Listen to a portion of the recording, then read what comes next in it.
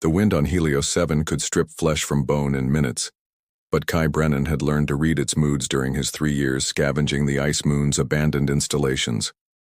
Today the howling carried an edge that made his scarred hands tighten on his plasma cutter's grip. Another storm was building, a big one. The research station ahead looked like a broken tooth jutting from the white wasteland, its hull plates peeled back by years of thermal stress. Kai's breath misted inside his environment suit as he approached, searching for anything valuable enough to justify the fuel spent getting here. Rare earth metals, intact data cores, maybe even functioning equipment, anything to keep his ship running for another month. His boots crunched through knee-deep snow as he circled the structure. Most salvage crews avoided sites this remote, which meant better pickings for someone willing to take the risk. The outer airlock hung open, its emergency seals long since failed.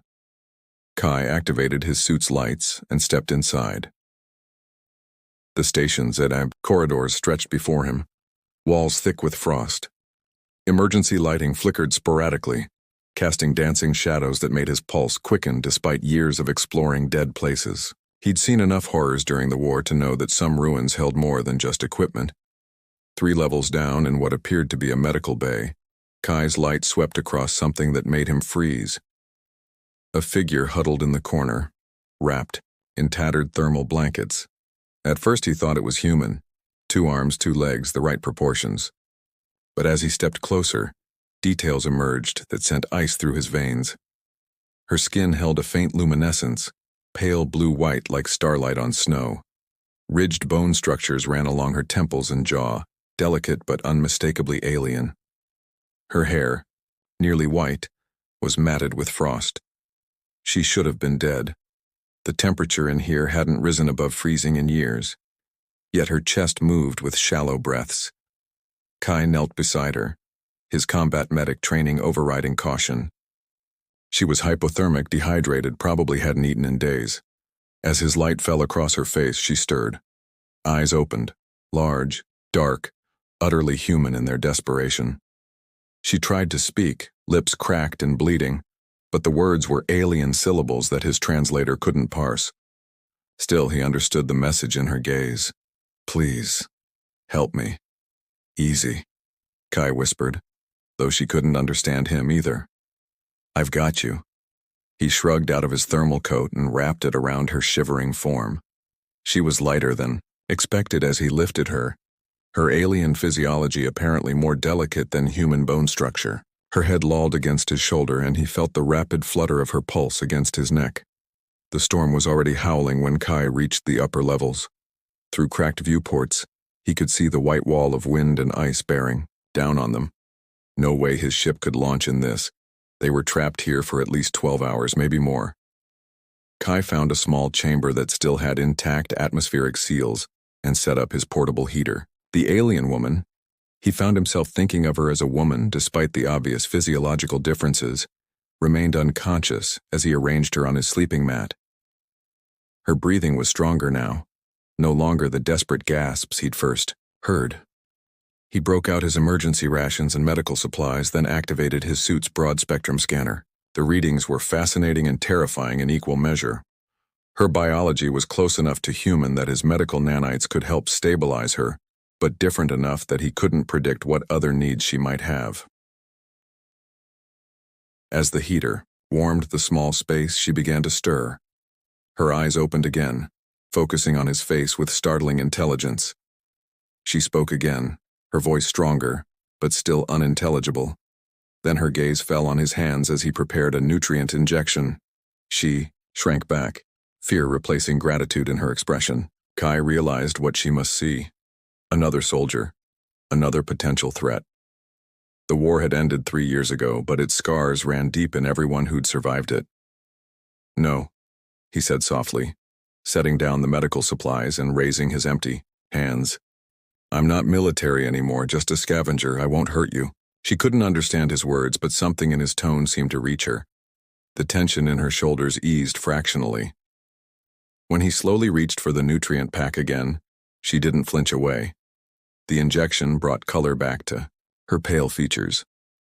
She managed to sit up, accepting the water he offered with obvious gratitude. Outside, the storm raged with increasing fury, but inside their small refuge, warmth was winning its battle against the cold.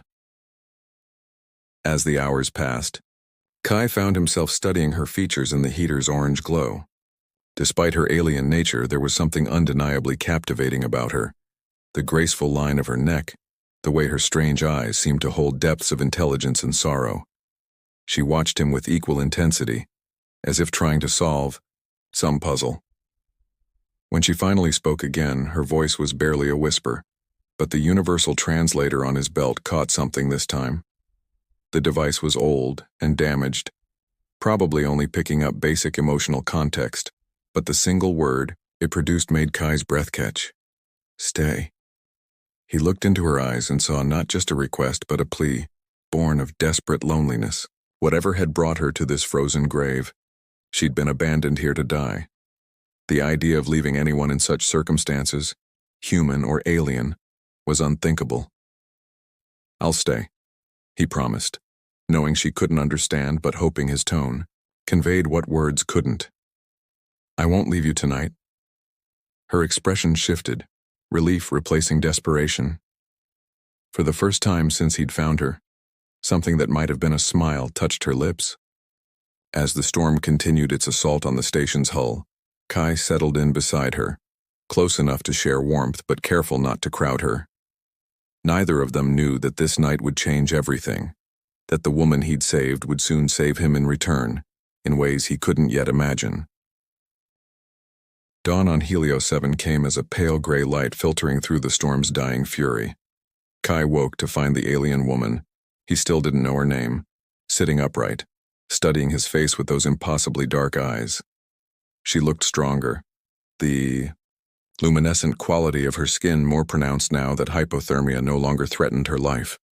Morning, he said softly, and she tilted her head at the unfamiliar word. The universal translator lay between them, its cracked display flickering, intermittently. Kai had spent the night trying to repair it with components from his suit's backup systems. Now, as he activated the device, it hummed with renewed power. She spoke first, her voice melodic despite the alien cadence. The translator struggled, producing fragments. Gratitude, warmth, life debt. You don't owe me anything, Kai replied, watching the device convert his words into sounds that made her eyes widen with understanding. She pressed her hand to her chest.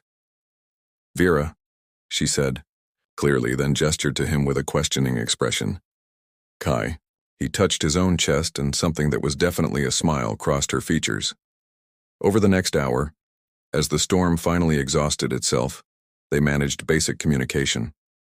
Vera was Valdris, a warrior race Kai recognized from military briefings during the war. Her people had been allies of the Terran coalition, renowned for their honor and fighting prowess.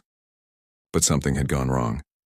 The official reports claimed the Valdris had suffered massive casualties in the final battle, their survivors choosing exile over continued warfare.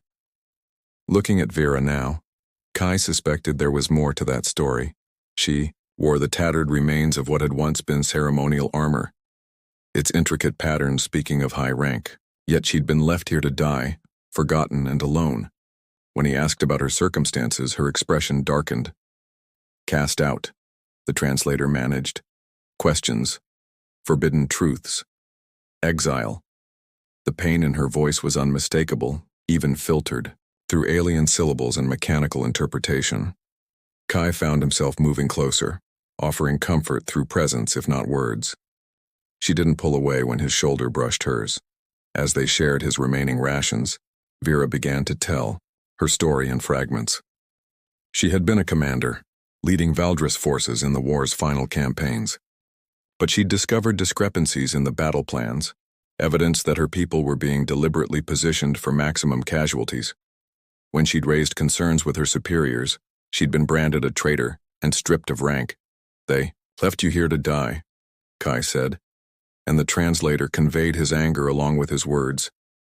Vera nodded, then surprised him by reaching out to touch his scarred hand. Her skin was cooler than human normal, but soft, her touch sending unexpected warmth up his arm. You Also cast out? She asked, her improving grasp of the translated language carrying more nuance now. Kai considered the question. After the war, he'd chosen exile from human society, unable to bear the celebrations of victory while knowing the cost in lives. Perhaps they weren't so different after all. Something like that, he admitted. As the day wore on, they worked together to salvage useful materials from the station. Vera proved surprisingly adept with human technology, her warrior training apparently, including technical skills. Working alongside her, Kai found himself increasingly aware of her presence, the graceful way she moved, the intelligence in her eyes, the musical quality of her voice even when filtered through the translator.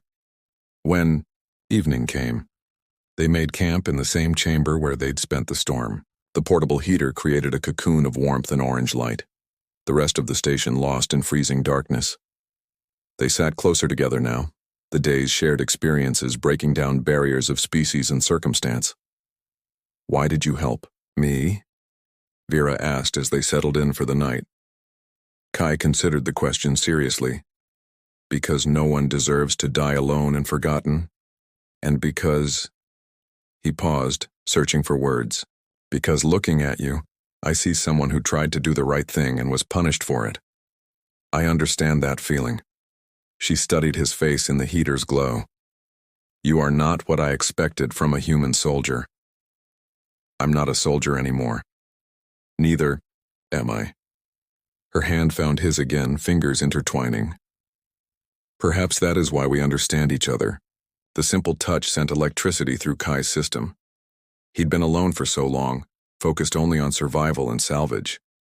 Now, with Vera's hand in his, he remembered what it felt like to connect with another person, even if that person belonged to an entirely different species. "What will you do now?" he asked. "I can take you to one of the colony worlds, help you find passage to Valdris space." Something flickered in her expression. Fear, perhaps, or resignation. "There is no Valdris space anymore, Kai. What I discovered, what they cast me out for learning. It was worse than battlefield incompetence." She pulled her hand away and Kai immediately missed the contact. "What do you mean?" Vera was quiet for a long moment, staring into the heater's flames. When she spoke again, her voice carried the weight of terrible knowledge. "The war did not end with victory as your histories claim. It ended with genocide. My people were not defeated in battle. They were systematically exterminated by those they trusted as allies." The words hit Kai like a physical blow. "That's impossible. The coalition would never what? The evidence is in my memory core, hidden in my ceremonial armor." She touched the intricate patterns on her chest plate.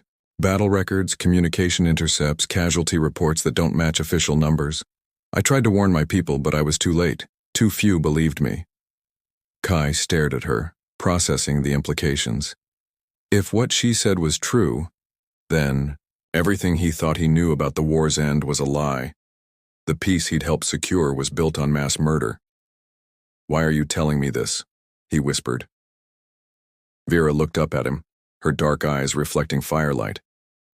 "Because you saved my life when you had no reason to. Because you see me as a person, not an enemy or a tool. And because..."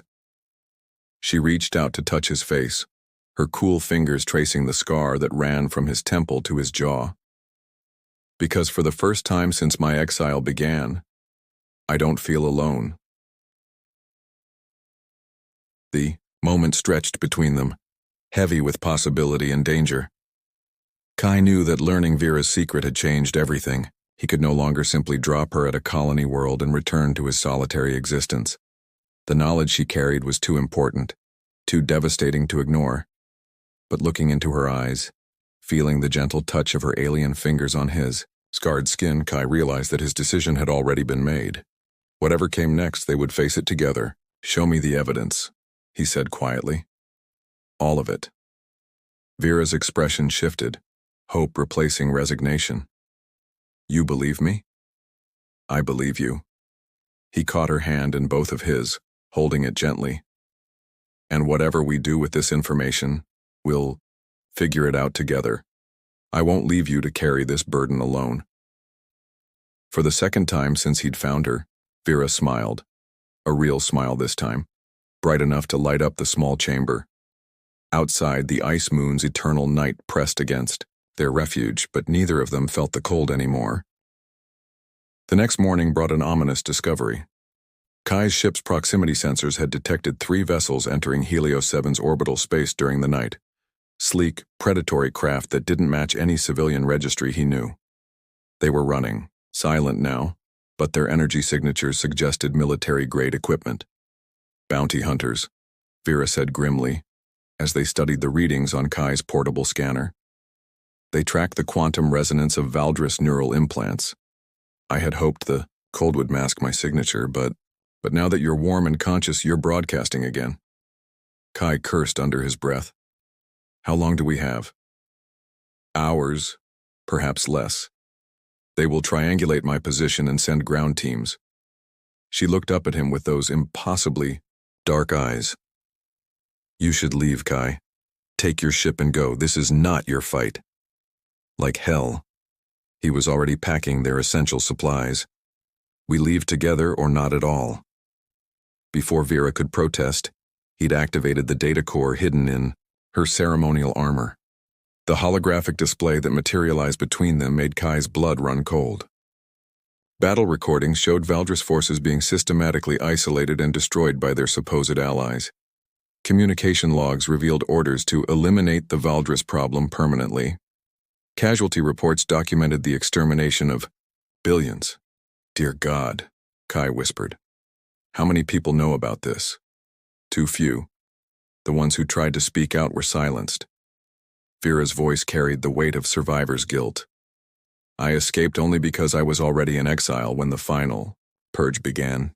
Kai studied the data, his military training helping him parse the tactical information.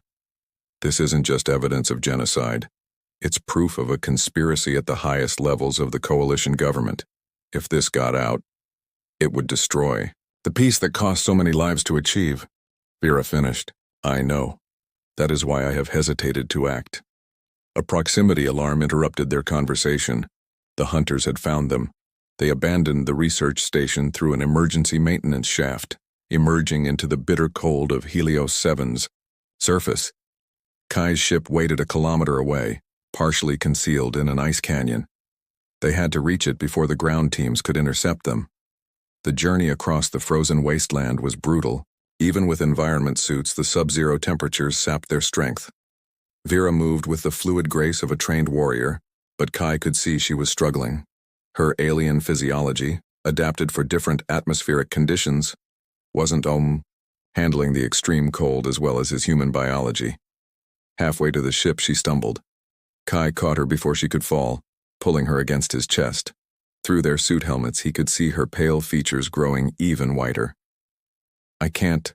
The cold," she gasped. Without hesitation, Kai opened his suit's thermal regulation system, sharing his body heat through direct contact. The intimacy of the gesture wasn't lost on either of them. Their bodies pressed together, breathing shared through.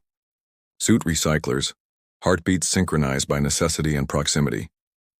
"Stay with me," he whispered, his words fogging the inside of his helmet. "We're almost there." Vera's eyes focused on his face, drawing strength from his presence. "Why are you doing this? The data I carry could destroy everything you fought for." "Maybe what I fought for was built on lies." His scarred hand found hers through their suit gloves.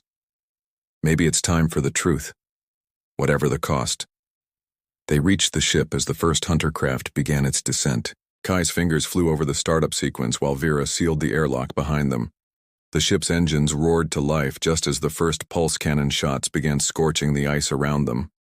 "Hang on," Kai called out as he pushed the throttles to maximum. The ship shot out of the canyon like a bullet, climbing toward the safety of space. Behind them, the hunter craft gave pursuit, their superior speed closing the distance rapidly.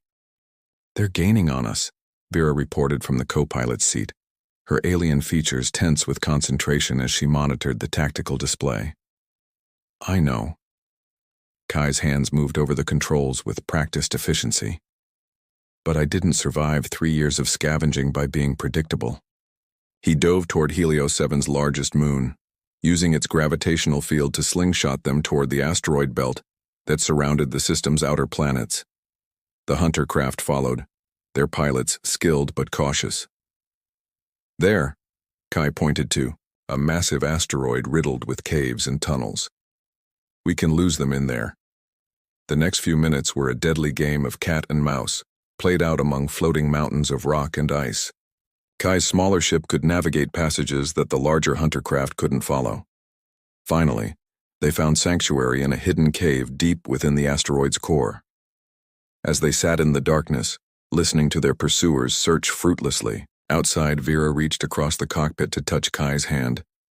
"You saved my life again," she said softly. "You've been saving mine since the moment I found you." He turned to face her, suddenly aware of how close they were in the ship's cramped quarters. "Vera, what we're carrying, this information, changes everything," she finished. "I know, but we cannot simply hide forever. The truth deserves to be heard.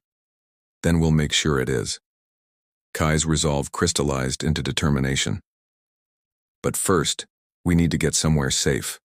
I know a place, an old military depot in the Kepler system, abandoned but still functional. We can figure out our next move there." Vera smiled, the expression transforming her alien features into something breathtakingly beautiful. "Together?"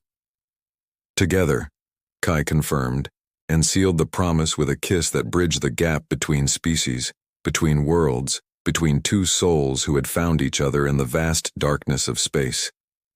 The asteroid's ancient chambers had witnessed countless stories of love and loss over eons. Now they sheltered two unlikely allies as they began to plan how to share a truth that would shake the foundations of galactic civilization. Outside, the hunter craft continued their search, unaware that their quarry had already begun to slip away, carrying with them the evidence that would change everything. The journey to the Kepler system took 6 days through hyperspace, 6 days of forced intimacy in the cramped confines of Kai's salvage ship. What had begun as necessity, two refugees sharing limited space, evolved into something deeper as the artificial barriers between human and Valdris dissolved in the face of shared danger and growing attraction. On the third day, as they sat together in the ship's tiny galley sharing a meal of recycled rations, Vera asked the question that had been hanging between them since their escape. "After we broadcast the evidence, what then? You realize this will make us enemies of every government in known space." Kai set down his cup, studying her face in the soft cabin lighting. The luminescent quality of her skin seemed more pronounced, now as if proximity to him was somehow enhancing her alien beauty. "I've been thinking about that," he admitted. "There are isolated systems in the rim, places where the Coalition's authority doesn't reach. We could disappear there, start over." "We?" The hope in her voice was unmistakable. "If you want that." He reached across the small table to touch her hand. "I know I'm not what you'd choose under normal circumstances. Different species, different worlds." Vera's fingers intertwined with his, her cool skin warming under his touch. "These are not normal circumstances, and you are exactly what I would choose. A person of honor who sees beyond surface differences to the soul beneath." The moment stretched between them, charged with possibility. Then Vera stood, her movement fluid and graceful despite the ship's artificial gravity, and extended her hand to him. "Come," she said simply. Kai's sleeping quarters were barely large enough for one person, but somehow they made it work. In the dim light of the emergency strips, Vera began to remove her damaged armor, revealing the subtle alien beauty beneath. Her skin held that pale luminescence, like moonlight on water, and the ridged bone structures along her temples and collarbone created patterns of shadow and light that fascinated him. "You're beautiful," he whispered, and meant it completely. Her answer was a kiss that tasted of starlight and promises, her lips soft against his scarred mouth. They came together with desperate tenderness, two souls who had found refuge in each other against a hostile universe. Her touch was cool fire against his skin, alien yet utterly right, and when she whispered his name in her musical voice, It sounded like a prayer. Afterward, they lay entwined in the narrow bunk, her head resting on his chest as he traced lazy patterns along the luminescent lines of her skin. The ship hummed around them, carrying them toward an uncertain future.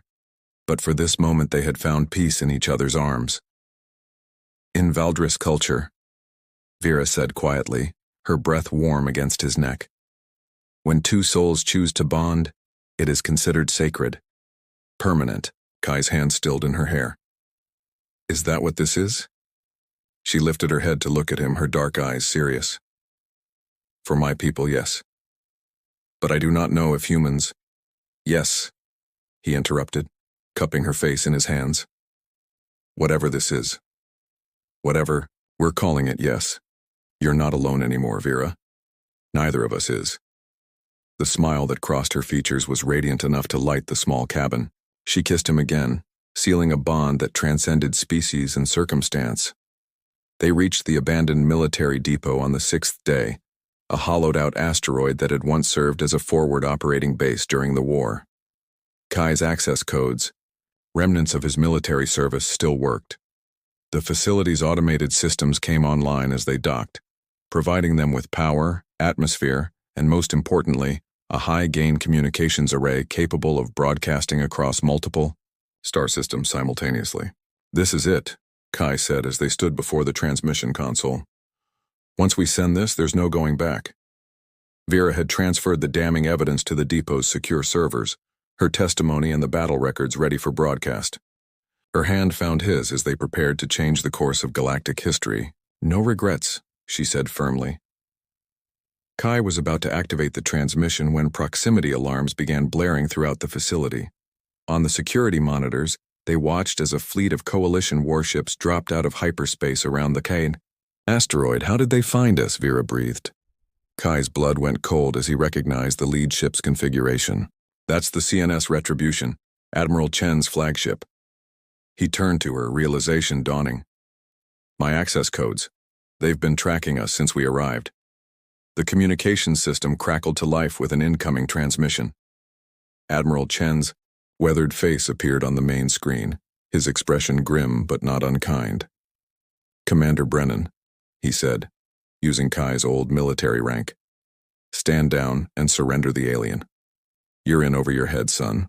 Admiral, Kai replied, activating the return channel. With respect, sir, you need to see what we've discovered, the Valdris genocide. I know exactly what she's shown you, Chen interrupted. Classified information taken out of context. The Valdris situation was regrettable, but necessary for lasting peace. Vera stepped into view of the camera, her warriors bearing evident even in her damaged armor. Necessary? Her voice carried centuries of military tradition and barely contained rage. You speak of the murder of billions as if it were a tactical decision. Chen's expression hardened. You're a relic of a warrior culture that couldn't adapt to peace, Commander. Your people's aggression would have destabilized the entire sector eventually. We simply accelerated the inevitable. You're admitting to genocide, Kai said, his finger hovering over the transmission controls. I'm admitting to making the hard choices that weak men cannot make, Chen replied. Now, for the last time, stand down. You have 60 seconds to comply, before I order my ships to fire. Kai looked at Vera, seeing his own determination reflected in her alien features. She nodded once, a warrior's acceptance of fate. 30 seconds, Chen warned. Kai's hand slammed down on the transmission controls. Across known space on every available frequency, the evidence of the Valdris genocide began broadcasting. Battle recordings, casualty reports, communication, logs. Everything that proved the Coalition's greatest victory had been built on systematic murder. Transmission sent, Kai said calmly, as the countdown reached 0. On the screen, Admiral Chen's face showed a mixture of respect and resignation. You always were too idealistic for your own good, Brennan, but you've just declared war on the entire galactic order. The communication cut off, leaving Kai and Vera alone in the sudden silence of the command center. Outside, the Coalition fleet was powering weapons, preparing to erase the evidence along with its guardians. Vera moved to stand beside him, her hand slipping into his. Whatever happens next, we did the right thing. Kai squeezed her fingers gently. No regrets? Only that we didn't have more time. She turned to face him, her luminescent skin beautiful in the harsh light of the emergency klaxons. But what? Time we had was perfect. As the first energy weapons began to charge, Kai pulled Vera into his arms, holding her close as they waited for the end. They had given the galaxy the truth, whatever the cost. Now it was up to others to decide what to do with it. The expected annihilation never came. Instead, Admiral Chen's voice crackled through the communication system again, tinged with something that might have been respect. Stand down all weapons, he ordered his fleet. Commander Brennan, you and your companion have 30 minutes. My sensors show you've already transmitted the data, but I'm betting you've got more tucked away somewhere. Use that time to make your choice. What choice? Kai responded, his arm still wrapped protectively around Vera. You can surrender now and face military tribunal. Probably spend the rest of your lives in a classified detention facility or... Chen paused, and Kai could almost see the old admiral weighing his words. Or you can take that fast ship of yours and disappear into the Rim territories. My tracking systems will malfunction for exactly 31 minutes. After that, you're on your own. Vera stepped closer to the communication console. Why would you let us go? Chen's weathered face appeared on screen again, his expression unreadable. Because 30 years ago I was a young officer who believed in honor and truth. The decisions we made about your people, they were strategically sound but morally questionable. Maybe it's time someone paid for that choice. The transmission ended, leaving them alone with their decision. Kai looked at Vera, seeing his own thoughts reflected in her dark eyes. He's right about one thing, Kai said. I do have more data cached in secure locations throughout the sector. Insurance in case something like this happened. And? Vera's voice was steady, but he could see the hope she was trying to hide. And there are ways to trigger automatic broadcasts to every major news network in known space. The story won't die with us. He moved to the depot's main computer terminal, his fingers flying over the controls. But we'll need to get to the Arcturus system to activate the final transmission sequence. That's a week's hard travel through some very dangerous space. Vera moved to stand behind him, her hands resting on his shoulders as he worked. Together? Together, he confirmed, initiating the cache activation protocols. Around the galaxy, in hidden servers and forgotten databanks, the evidence of Valdris genocide was copying itself, spreading like wildfire through networks both legal and clandestine. Even if they were caught now, the truth would survive. 28 minutes. Later, they were aboard Kai's ship and accelerating away from the depot. The Coalition fleet held position, true to Admiral Chen's word, but Kai knew their grace period was limited. Once they entered hyperspace, every bounty hunter, mercenary, and government agent in known space would be looking for them. Where will we go? Vera asked as they made the jump to hyperspace, the familiar blue tunnel of faster-than-light travel opening before them. I know a place, Kai said, his hand steady on the controls despite the magnitude of what they just set in motion. A world called Haven in the Kepler Rim. It's where people go when they want to disappear from galactic civilization. No extradition, treaties, no coalition authority. We could build a life there.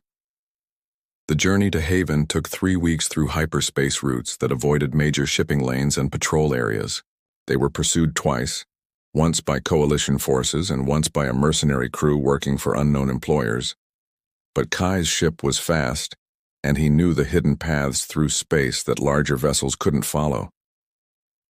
During those weeks of flight, their relationship deepened into something that transcended the crisis that had brought them together. They shared stories of their past lives, Kai's childhood on the farming colony of New Terra, Vera's training in the warrior academies of Valdris Prime. They discovered shared interests despite their different origins. Both loved ancient music.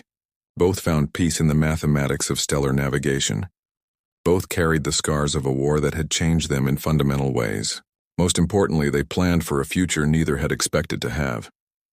On Haven, we could start a communication service, Vera suggested one evening as they shared dinner in the ship's tiny galley.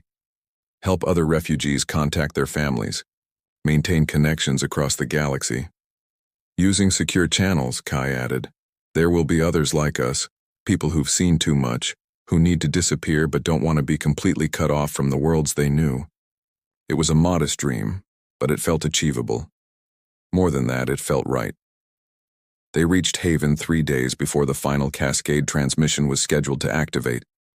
The planet was everything Kai had promised, a world where questions weren't asked and backgrounds didn't matter, where humans and aliens lived side by side in communities built on mutual need, rather than government mandate. The small city of Port Freedom became their new home.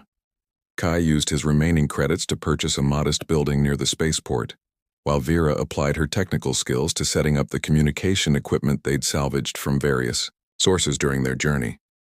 On the day the final evidence cache activated and flooded the galactic networks with undeniable proof of the Valdris genocide, they watched the news feeds together from their small apartment above the communication center. The reaction was immediate and explosive. Governments fell within days. Admiral Chen, true to his word about accepting responsibility, surrendered himself to a war crimes tribunal. Across known space, surviving Valdris emerged from hiding, their voices adding to the chorus demanding justice. It's not enough, Vera said quietly as they watched Coalition President Martinez announce her resignation on the evening news. Nothing can bring back my people. Kai pulled her closer, her luminescent skin beautiful in the soft light of their new home. No, but it's a start, and maybe some good can come from remembering them. 6 months later, their communication service had become the unofficial hub for refugee networks throughout the sector. They'd helped reunite families separated by war, provided secure channels for resistance movements on occupied worlds, and given voice to those who had been silenced by galactic politics. More importantly, they'd found happiness together. Their bond had deepened into something that felt permanent and right, a love that transcended the differences between their species. The apartment above their shop had become a home filled with laughter, shared dreams, and the quiet contentment of two souls who had found their place in the universe.